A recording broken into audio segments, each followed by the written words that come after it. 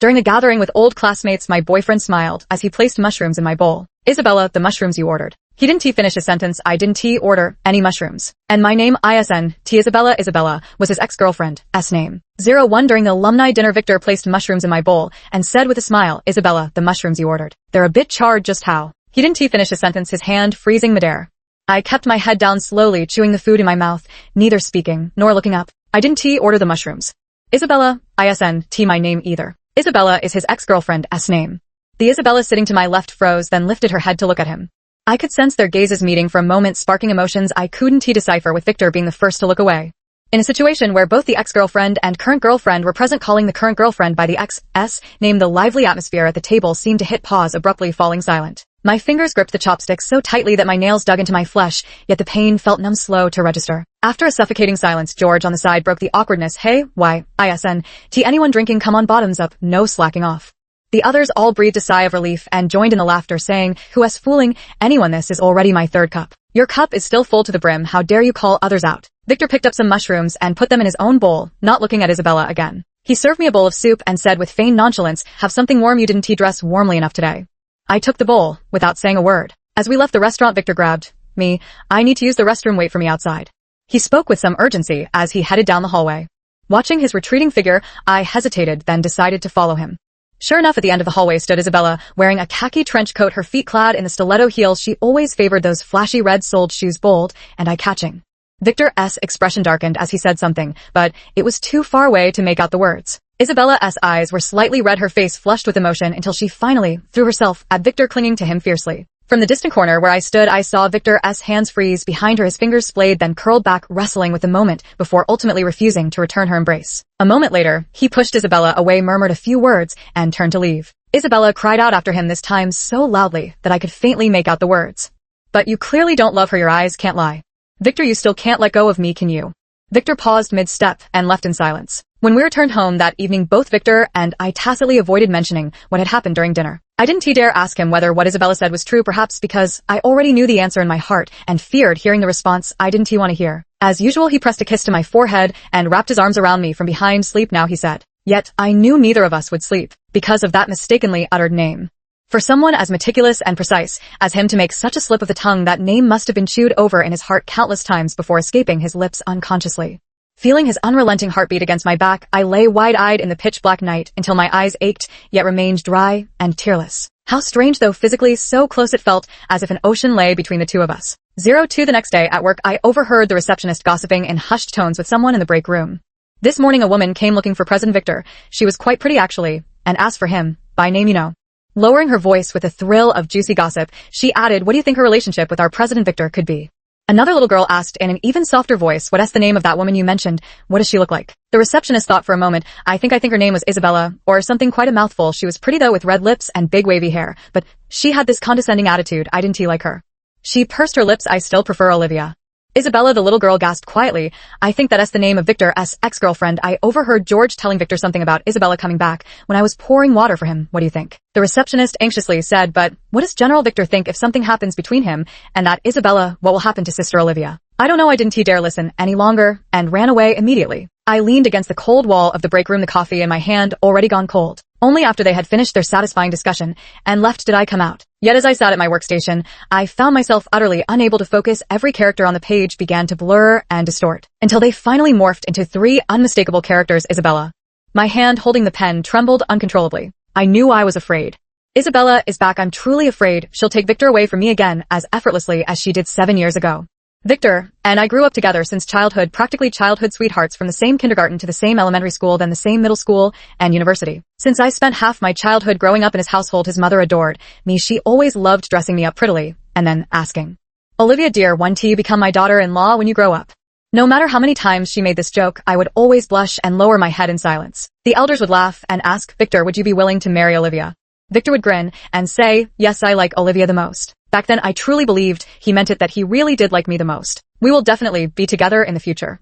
Until the year I turned 19, Isabella appeared. She was our university classmate, a campus celebrity, just like Victor, one serving as the student council president, the other as vice president. One was the debate team captain, the other the best debater. They were both national scholarship recipients, two dazzling individuals drawn to each other. Victor still spent time with me frequently, but our conversations increasingly revolved around Isabella. Olivia, how is Isabella so sharp? Last time I debated with her, I almost got tangled in her arguments. Olivia, what does it mean when a girl tells you there's a restaurant that's really good? Does it mean she wants to go out with you? Olivia, what do girls like as birthday gifts? Give me some recommendations. All those lipstick shades look the same to me. I can't fucking tell them apart. He called my name, yet spoke only of another girl. After all these years with Victor, it was the first time I heard him say he wanted to give a gift to another woman. I forced a smile. Who are you giving it to? To this day, I still remember Victor's expression. A faint blush rose on his handsome face as he lowered his head and whispered, who else could it be? Isabella, he said you might be getting a sister-in-law soon. Aren't you happy? He lifted his head, his bright eyes reflecting my ashen face. After a long pause, I murmured softly, happy 03 Victor and Isabella got together just like that. They were both naturally eye-catching individuals, and when standing together they complemented each other perfectly. Everyone who saw them couldn't help but remark on how well-matched they were, truly stealing the spotlight. They were together for 3 years, and during that time Victor and I grew increasingly distant, almost becoming strangers. On one hand, I deliberately kept my distance to avoid suspicion, and on the other, Isabella was extremely possessive. She would throw a fit whenever Victor contacted me. Victor didn't want to upset her, even going so far as to delete my contact information. After being inseparable for so many years, we finally parted ways. I remember that year when I went home for the new year. Victor had gone abroad with Isabella for a vacation, while I took the train home alone. As soon as I arrived, Victor's mother grew frantic. Why did you come back alone? It's so unsafe on the road. Where is that rascal Victor? I don't know why, but at that moment my eyes suddenly burned with unbearable soreness. I lowered my head and answered miserably. Auntie, he went abroad on vacation with his girlfriend. Victor's mother froze for a moment, then with a complicated expression, she patted my head and sighed pityingly. They had been together for 3 years. Isabella and Victor were similar people, both outstanding, both strong-willed. When they were together, their shared interests made everything sweet, but two equally proud people couldn't avoid clashing from time to time. Isabella was too controlling over Victor, and he couldn't stand it. They were always fighting. Every time they argued, he would come to me. What do you think she's thinking? She's so annoying, even worse than my mom at nagging me. I always stayed silent, feeling like anything I said would be wrong. Not that he needed me to say anything anyway. After drinking, he'd just go right back to her. The final trigger for their breakup was Isabella wanting to study abroad and asking Victor to go with her. Victor had already started a company with several classmates. By then, the internet industry was just taking off, presenting the perfect blue ocean market. He planned to make big moves domestically and naturally refused, even urging Isabella not to go abroad but to stay and work together with him. Isabella disagreed, and the two fell into endless arguments again. The argument escalated until Isabella couldn't take it anymore, breaking down and shouting, "Can you stop opposing me?" At every turn, Victor, are you coming with me or not? She threw down an ultimatum, if you want to go out with me, let us just break up now and stop wasting each other's time. Victor, now equally furious, gritted his teeth and snapped, fine, let us break up. Whoever doesn't follow through is a fucking coward. At those words, Isabella froze in stunned silence. After a moment, she took one last look at Victor, her eyes red, and ran off. Victor, too concerned with saving face, didn't go after her. Who would have thought Isabella was just as ruthless? The very next day, she boarded a plane and flew across the ocean. This time the two of them broke up for good. Victor was in a slump for a while, drinking with me and drowning his sorrows with old classmates. He nearly fell apart completely. Finally, George couldn't stand it anymore and grabbed him by the collar, yelling, "Damn it, pull yourself together. If you really can't let her go, then go after her, otherwise get your shit together and work hard. The company is at a critical moment. Don't be so damn irresponsible." Victor stayed silent, sitting alone in his room all night. The next day, he returned to his usual self, going back to work as normal, and even restoring our relationship, going so far as to bring me into the company as a partner. 3 years after Isabella left, I drank too much at Victor's birthday party. In my drunken haze, I gazed at him under the lights, his beauty almost unreal, and the feelings I'd suppressed for years finally broke free. I leaned in and kissed him. Victor said nothing, only stared at me intently, his eyes shimmering with fractured reflections of the light. A moment later, he leaned down and deepened the kiss. The next morning, when I woke up in panic, he pulled me into his arms from behind and murmured, "Olivia, let us be together." I froze and asked him, "Do you like me?" He didn't speak, just held me tighter. 0 for the memories gradually faded as I watched the sky darken outside the window. The daylight dissolved into night. Street lamps flickered on along both sides of the road, and the flow of traffic on Central Street became a continuous stream of lights. A sudden dread welled up inside me. I knew that last rejection hadn't made her give up, so now she has come to the company again. This is so typical of her character, probably, because her life has always been smooth sailing from start to finish. She has always been determined to get whatever she wants. What about Victor? My heart gradually tightened, aching with confusion. Is Victor really still holding on to her, just like she said? This unease lingered until the end of the workday, when Victor came to walk home with me. Once we were in the car, I wrestled with whether to ask if Isabella had contacted him today, but before I could make up my mind, Victor spoke first. "Today Isabella came to see me," he said, eyes fixed ahead, gripping the steering wheel tightly. "I didn't meet her," he continued. "I didn't know she'd be at that class reunion last time. Had I known, I wouldn't have gone. Please don't be angry." I finally breathed a sigh of relief in my heart. Victor held my hand and reassured me there's nothing between us anymore. It's been so long that I've let it go. Don't overthink it. A faint smile appeared on my face as I squeezed his hand in return. That's great, maybe I was just overthinking things. After all these years, even the deepest feelings must have faded away. Victor loves me, I think. That night before bed, Victor didn't hug me for the first time ever. He turned his back and kept looking at something on his phone until late into the night. In the middle of the night, I woke up groggily and reached for a phone to check the time. The two phones were placed close together. I picked up the wrong one without noticing and absent-mindedly unlocked it. A pale glow lit up the screen, illuminating my bloodless face. On the screen was a photo of Victor and Isabella taken during their university trip to Phuket. In the picture, Victor was wearing only swim trunks, his arm wrapped around Isabella's waist in the pool, beaming with joy. Isabella squinted her eyes at the camera while holding a water gun. Scrolling back and forth, I found nothing but their photos together. I always thought Victor had deleted all these, but it turns out he just stored them all in the cloud. Looking at his sleeping face beside me, I suddenly felt hollow inside, as if a gaping hole had been torn through me. The night wind whistled through it, chilling me to the bone. At this moment, I could no longer deceive myself. He shouted Isabella's name at me. He looked at their photos in the dead of night. Turns out Isabella was right all along. He still hasn't let go 05. I knew Isabella wouldn't take this lying down. But I never expected she'd come straight to our home looking for Victor. At that time, several of our old classmates from the startup days were all at our place having dinner together while discussing the market trends for the next phase. The doorbell suddenly rang, and Victor went to answer it. Standing outside was Isabella, wearing sunglasses. Everyone froze, instinctively turning their gaze toward me. I didn't speak, my hands resting on my knees involuntarily tightening. Victor was startled. What are you doing here? Isabella stared intently at Victor as if no one else was around, demanding, why aren't you answering my calls? Victor frowned deeply. We're over. Why should I answer your calls? I have a girlfriend now. Have some self-respect. Will you stop harassing me? Isabella raised an eyebrow. Victor, you can fool others, but can you fool yourself? If you've truly moved on, why did you call out my name when you were with her? She pressed forward step by step, pointing at Victor's chest. Her voice lowered. Search your heart and ask yourself, do you really feel nothing for me anymore? No one had expected the situation to unfold this way. Everyone looked at the confronting pair with shock and awkwardness. I stood up and said expressionlessly, Miss Isabella, Victor is already with me. Don't you think it's inappropriate to openly interfere like this? Isabella took off her sunglasses and finally glanced at me, as if noticing me for the first time, her lips curling into a mocking smile. Olivia, right, I remember seeing you often when I was with Victor. How pathetic. Her words were laced with venom, stabbing into my heart like a sharp knife. After all these years I've been gone, you finally got your chance to climb up. Do you know what Victor used to say about you when we were together? She took 2 steps toward me. Enough. Victor suddenly exploded in rage. Isabella, however, paid no heed, wearing a malicious smile. He said you follow him around every day, clinging like a shadow he can't shake off. So annoying. I stood rooted to the spot, feeling as if everything around me had instantly vanished. There was no pain, just like when someone is suddenly stabbed. The first reaction isn't to feel the hurt, only profound confusion. Victor grabbed her wrist angrily. What the hell do you want? You know exactly what I want. Isabella turned around, her tone suddenly softening. Victor, the first regret it. She reached out her slender fingers, caressing Victor's cheek, murmuring with longing, all these years, I could never let you go. Let us start over, okay? Victor's face twisted with suppressed fury as he spat out each word. I fucking waited for you like a dog for 3 years, and you never came back, not once. You're telling me you can't let me go? Isabella, enough is enough. Isabella's voice trembled with tears. I didn't dare come back. I was afraid if I saw you again, I wouldn't be able to leave. She was usually strong-willed and rarely showed such vulnerability. The anger faded from Victor's face, replaced by complex emotions in his eyes. After a long pause, he spoke softly. What's the use of saying all this now? I've already moved on with my life. Isabella stood on tiptoe, her eyes brimming with tears. Under everyone's gaze, Victor didn't pull away. The kiss was fleeting, barely a touch, yet it struck like thunder. In silence, my body swayed, as if plunged into an icy abyss. After a moment, George couldn't hold back anymore. He stood up and shouted angrily, Isabella, have you no shame? You were the one who wanted to break up back then. Now Victor and Olivia are practically engaged, and you come back to steal him away. Isabella turned to him and said coldly, they're not married, yet why are you, the eunuch, more anxious than the emperor himself? Besides, Victor doesn't even like her. Do you really want to force him to stay with her and be miserable for the rest of his life? He loves me. George furrowed his brows and snapped at Victor. Victor, say something. All these years, how Olivia has treated you, we've all seen it with our own eyes. You can't be this heartless, damn it. I stared at Victor. He remained silent, slowly raising his head to meet my gaze. The emotions swirling in his eyes were far too complex, yet not a trace of love could be found there. Only guilt. That one look was all I needed to understand his decision.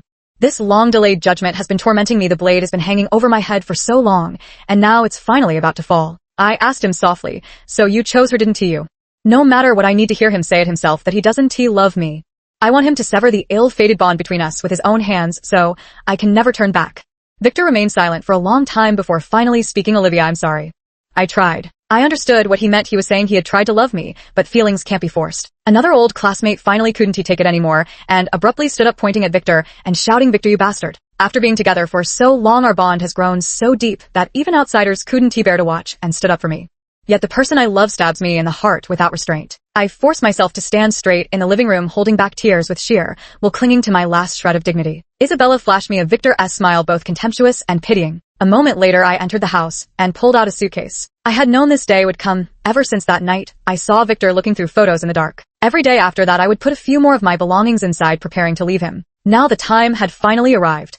I brushed past Victor, his lips parting as if to say something, yet no words came out. "I'll be going first." I smiled at a few old classmates and calmly closed the door. At this moment, I finally understood the meaning of that saying. The time you truly leave is when you close the door the softest. 06 probably, because I had long been prepared for this day. I didn't even cry, or perhaps I had cried too much already, and there were simply no tears left. The pain of heartbreak, isn't like an arrow piercing through the heart. It's more like a thorn lodged inside the ache, isn't so intense that it becomes unbearable, just lingering enough to make you restless when midnight dreams revisit. I often dream of our high school days back when Isabella hadn't appeared, yet when Victor had only me by his side. Under the gray rain-laden clouds, dazzling golden sunset rays pressed down their edges, softly blurred with pink. The young man carried me through that light, his eyes crinkling with laughter.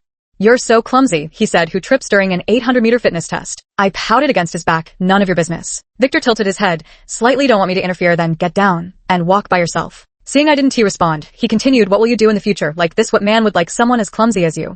I got upset and reached out to pinch his cheek. "What did you say? Plenty of guys like me. I just received a love letter yesterday." Victor raised an eyebrow. "Who's something wrong with their eyes?" I fell silent, sulking on his back, thinking Victor was truly insufferable with his sharp tongue. Yet he laughed and jostled me upward. "Fine, I'll reluctantly sacrifice myself and marry you someday." Though the sunset was gentle, its glow on my face burned so intensely that I flushed without realizing it. I quietly pressed my face against his shoulder, breathing in the scent of laundry detergent baked by sunlight, fresh and warm. I've loved him for so long that the name Victor has grown roots in my heart. Now to pluck him out would only leave a bloody wound. Victor and Isabella reconciled that very day. Several old classmates left in anger. It's almost laughable how Victor swiftly blocked me after posting that official couple photo on his Moments. He didn't leave any room for ambiguity, clean and decisive. I can't even reach him to ask about whether we're having the Monday routine meeting. Strangely enough, when anger reaches a certain level, it becomes somewhat amusing. I don't even know if Victor deleted me himself, or if Isabella used his phone to do it. I don't care anymore. I simply stopped reaching out to him, letting the secretary handle everything. Soon enough, everyone noticed the strangeness in my relationship with Victor. People in the company were whispering about it behind my back. Morning Sun was a big company. I never realized just how big until now. Without commuting with Victor anymore, we sometimes wouldn't even run into each other all day. It wasn't until I entered the elevator after work one evening that the doors opened to reveal Victor standing there alone. I hesitated for half a second before walking in. He was the one who dumped me, not the other way around. Why should I feel guilty? Victor seemed equally awkward. He stood there for a moment, then whispered just as I was about to step off the elevator. "It wasn't me who deleted you." It was Isabella, who took my phone while I was asleep. I halted in my tracks, a fine sharp pain rising in my heart. I once truly considered that house my home, where every set of bedding was carefully chosen by me. Victor was delicate. The silk sets I bought for him cost thousands per set. After hand washing, I didn't dare iron them, instead carefully smoothing them out to dry. Even the fragrance used was his favorite ocean scent. Now he has let another woman move in, and he is about to stab me in the heart right to my face. I turned around and for the first time since the breakup truly looked at the man I had loved for so many years. The boy from my memories gradually crumbled into dust, leaving behind this stranger before me whom I could barely recognize. I whispered, "Victor, the fact that I once loved you makes me sick." With that, I turned and walked away. Victor stood behind me for a long time, his face pale as he remained frozen in place. 07 When I went back to work again, I suddenly noticed how unusually quiet the office was today. Everyone was looking at me with strange expressions, quickly averting their gazes the moment my eyes swept over them. Me as I walked into the meeting room, I finally noticed the anger on the faces of several executives. Someone couldn't hold back and cursed, "What the hell is this, damn it." I pulled out the chair and sat down. "What is going on here?" George spat in disgust, jabbing a finger toward the office. As he fumed, "What else?" The boss's wife showed up saying, "We're not driven enough, that our methods are outdated, wants to import some advanced American experience now." His tone was dripping with sarcasm. "Couldn't be found when we were starting the business from scratch, but now has the nerve to come back demanding a VP position, even brought their own team to push us out." Before I could fully grasp what was happening, Isabella stormed out with a dark expression. "Was I wrong? These past few years have been the fastest growing period for the internet industry, yet you still haven't taken the company public, just kept tinkering with these small-scale efforts. Now, do you still want to hold the company back from further progress?" It suddenly dawned on me that George's anger was directed at Isabella. George stood up and sneered, "When we were starting the business, you miss Isabella. We're still fucking studying in America. Why didn't you come spout this bullshit back then?" Isabella unceremoniously took the seat at the head of the table. "So, what has always been survival of the fittest? If you can't lead the company to greater heights, you should step aside for those who can." Isabella the first looked at her. "The company belongs to everyone, not just Victor alone. What right do you have to boss us around?" "Again, it's you," she sneered. "Olivia, you're everywhere, aren't you? Though you're the last person who should be saying that." She crossed her arms, a cold glint of amusement flashing in her eyes as she looked at me. Do you know how the name Chen Yang came about? I stayed silent. She enunciated each word deliberately. It was formed from my surname and Victor's given name. I'm genuinely curious. Don't you feel uncomfortable working here every day? She truly excelled at twisting the knife. For a moment, I found myself speechless. George couldn't hold back any longer. We're fucking not. Victor, you'd better watch your tone. Victor, if you can't control her, I, George, don't have the habit of sparing women. Victor sighed. Isabella just speaks her mind too bluntly. She didn't mean it that way. Everyone don't take it to heart. His words fell lightly, yet everyone's expressions remained grim. The gel pen twirled around my fingertip as I asked softly, Victor, what exactly do you mean? Victor glanced at me. Isabella's words were indeed a bit harsh, but she's not entirely wrong. Our company's current approach is really falling behind, I think. I think we really should keep up with the times. He phrased it tactfully, but everyone understood what he meant. He agreed with Isabella. This made everyone restless. Victor, that's not fair. You and your wife are playing good cop, bad cop. You've covered all the angles with your words.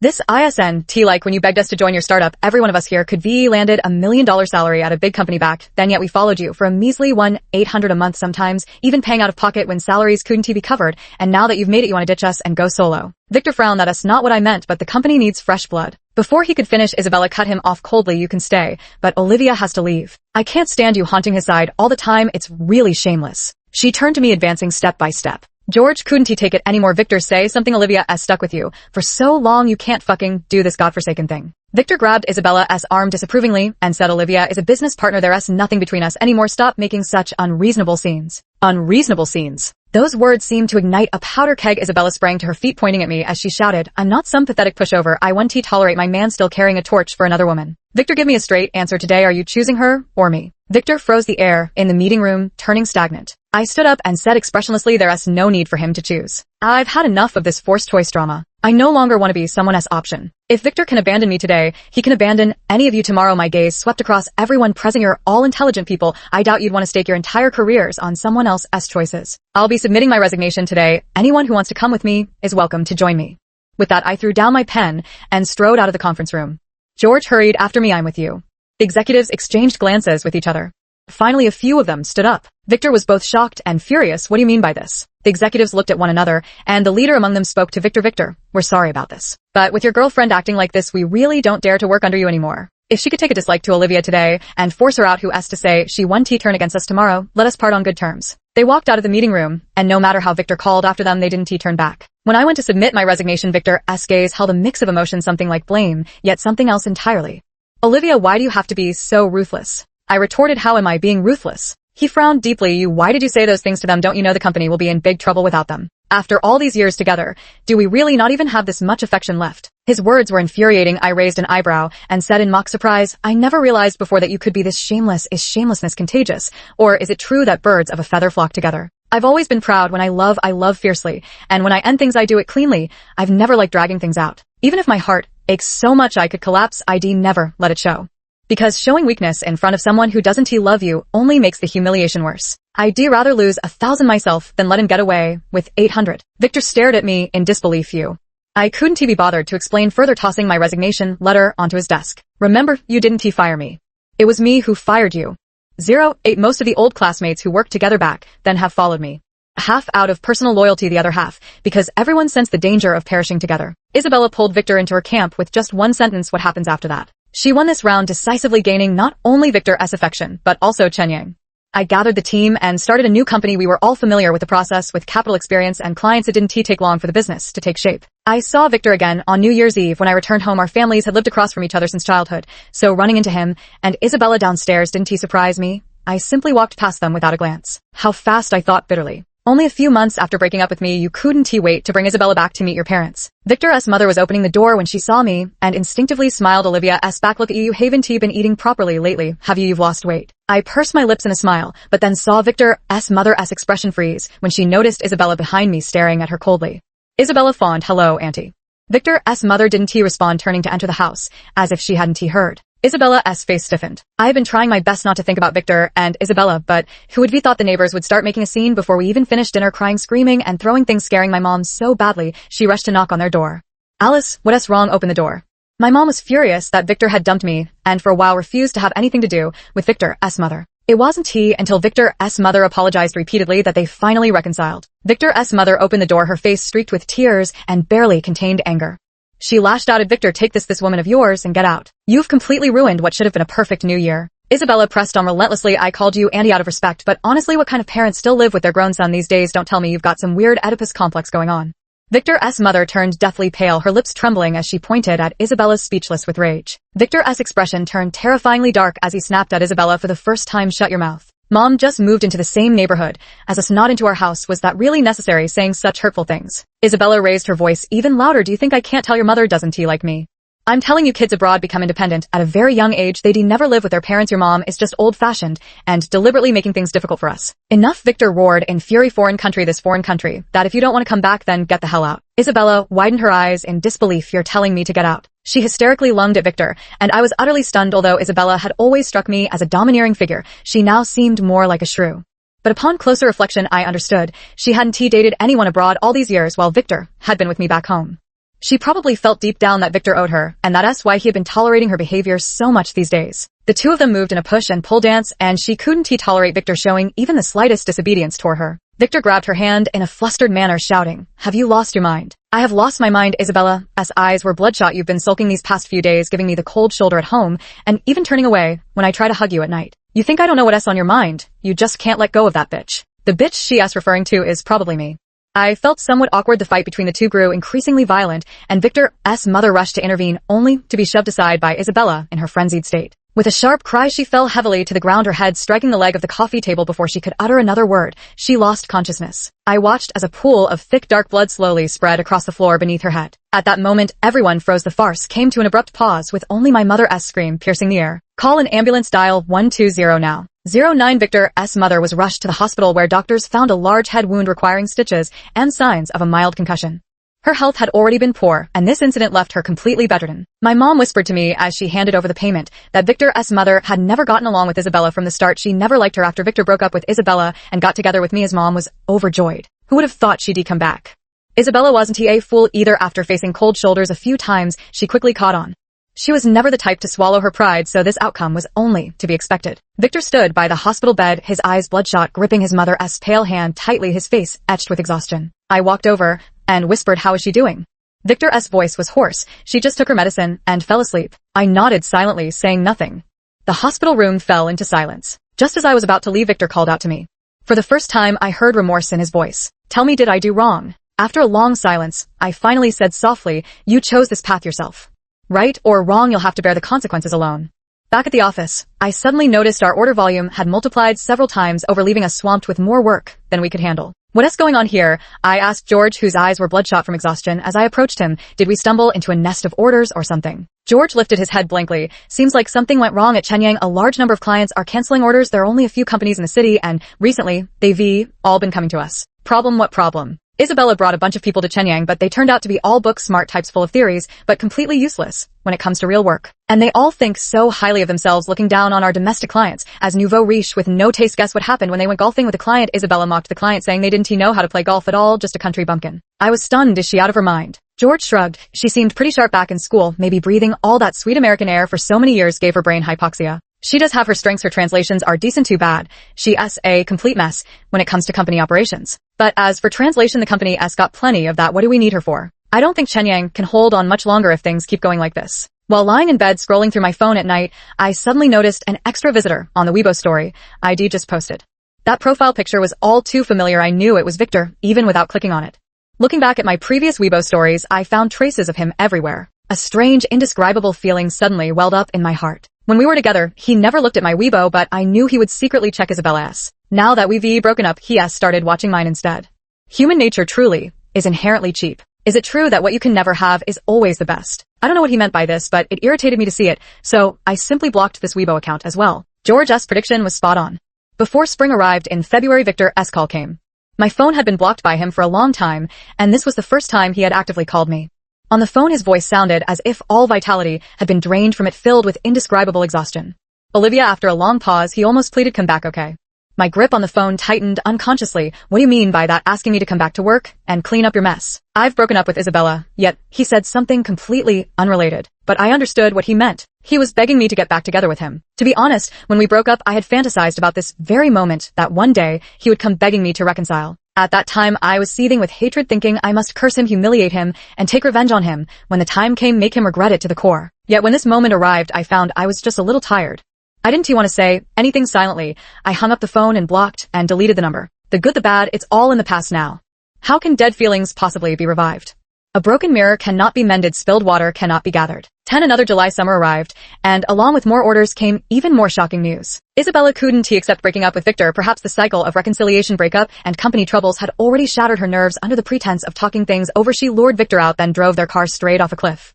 Fortunately, both survived the accident. Isabella suffered comminuted fractures in both legs, while Victor's injuries were less severe, but in an extremely awkward area, likely rendering him impotent for life. When Victor's mother heard this news outside the hospital room, she fainted on the spot. After regaining consciousness, her eyes bloodshot with rage, she tried to attack Isabella, but was fortunately restrained by the doctors. I visited Victor at the hospital. The proud man couldn't bear such a devastating blow. Refusing food and water, he became gaunt and haggard, within days reduced to mere skin and bones. I almost didn't recognize her. When he saw Isabella again, all the love in his eyes had long vanished, replaced by bone-chilling hatred. He glared at her with eyes that seemed ready to spit fire. Isabella laughed hysterically. Victor, this is what you get for leaving me. You still want to abandon me for that woman? Too bad. You're not even a man anymore. Let us see if she'll still want you now. Her voice was venomous and hoarse, sending Victor into such a frenzy that he lunged forward to strike her. Several people nearby barely managed to restrain him. Isabella was slapped hard several times, her cheeks swollen and crimson, glaring at Victor with murderous hatred in her eyes. This embittered couple had broken up and reconciled repeatedly, only to end up at their ugliest moment yet. On the day we left the hospital, Victor called out to me. The daylight from the window fell upon this once dashing man, his pallid face devoid of any color as he shrank back. I turned to look at him. What is it? His lips trembled as if he wanted to say something. Yet in the end, nothing came out. Just like me back then, since I already knew the answer, there was no need to ask and humiliate myself further. Victor simply stared at me for a long time, whether it was the sunlight being too harsh or something else. He actually shed tears. What he was truly feeling at this moment, perhaps only he himself knew. My fingers gripped the chopsticks so tightly that my nails dug into my flesh, yet the pain felt numb, slow to register. Another new year arrived, and Chenyang finally couldn't hold on any longer. Victor was completely crushed, utterly incapable of maintaining the company anymore. We successfully acquired Chenyang, and the company's scale has grown even larger than before. At the annual gathering, a few old classmates raised their glasses together and sighed, so much has happened this past year, it feels like a dream. Yeah, another sighed, who could have imagined we'd be here today. Hey, what else with the sighing on such a fine day? George boomed, not enough year-end bonus for you, getting all sentimental now. At the mention of year-end bonuses, smiles bloomed on everyone's faces. I raised my glass with a smile. Thank you all for your hard work this past year. Let us keep up the momentum, we'll make our company. George cut in bigger and stronger bottoms up. The glasses clinked crisply, reflecting the swaying amber hue. I threw my head back and drained the cup in one gulp, feeling only the liquor's fiery bite and exhilaration as all the pent-up frustrations of these past days burned away completely. What has left me behind yesterday is gone beyond recall. What has passed is past, and the future has just begun. The end.